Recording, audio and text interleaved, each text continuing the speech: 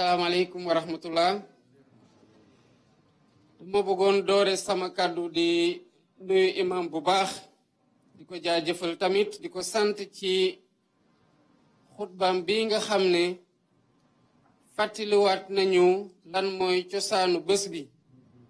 ak lan mooy njàngat yi nga xamante ne war nañ ko ci mën a jàngatee mu doon yokkute ci ñun ci suñu diine ci suñu jaamu yàlla ak suñu diggante ak suñu borom. di nuyu kilifa diine yi ak aada yi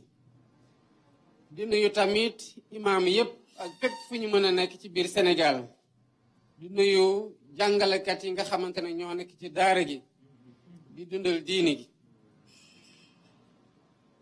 di nuyu tamit ñépp ñi nga xamante ne ay julit lañu te feete nañu ci bés yi ñu nekk feetu tabaski bi di ñaan yàlla ujaaj yi nga xamante ne ñu ngi fee di ñaanal réew mi yàlla nangul leen seen aj sàmm leen te dolowaat leen fii ci Sénégal ci jàmm di wax ne ñépp ñi nga xamante ne feete nañu tabaski bi tey wala démb Sénégal lañu doon ñaanal di ñaanal seen bopp di ñaanal seeni njaboot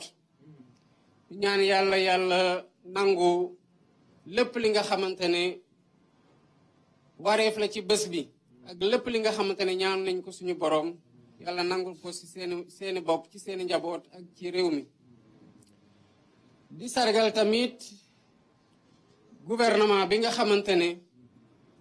bu tabaski bi melee nu mu mel nii tey seen taxawaay la muy ministre yépp waaye rawatina ministre yi nga xam ne lépp li xar ñoo ko doon toppatoo wala lépp li sénégalais yi soxla ci ay jumtuwaay ñoo ci nekkoon waaye loolu bu nekkee tamit dafa fekk ne ñii di sàmmkat yi bay nañ ci seen waar bu mu mat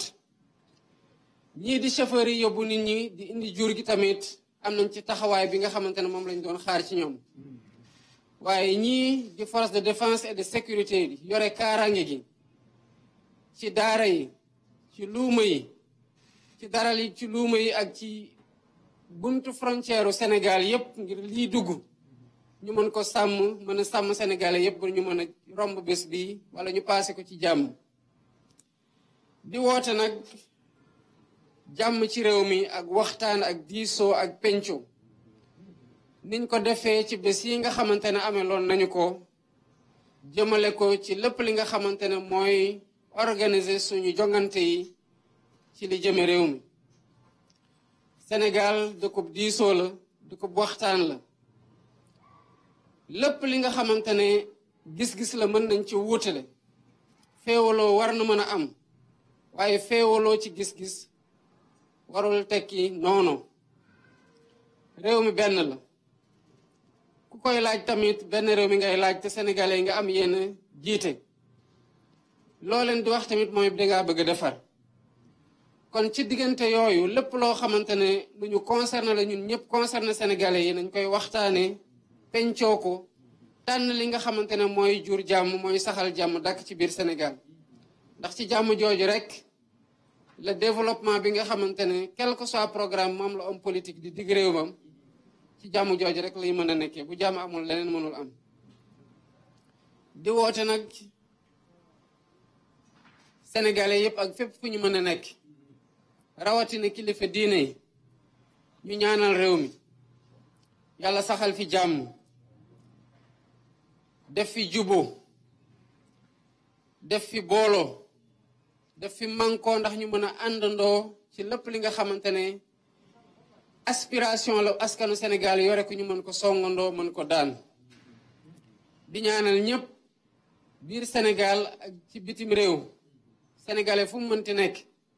ñu koy ñaanal yàlla may ko mu paase tabaski bii ci jàmm ak njabootam yàlla may ñu fekkee ko ay déwén yu bari mu ànd ak yokkute gi xéewal yàlla def xéewal ju bari ci biir réew mi maa ngi leen di sant di leen gërëm bu baax salaamaaleykum wa rahmatullah. waaleykum salaam wa rahmatullah kon loolu doon kàddu yi nga xam ne ngi tukkee ci njiitu réew mi di président Bassirou Diomaye Diakhar Faye ni ñu ko junjee itam ci njëlbeen ba ñu jullee bés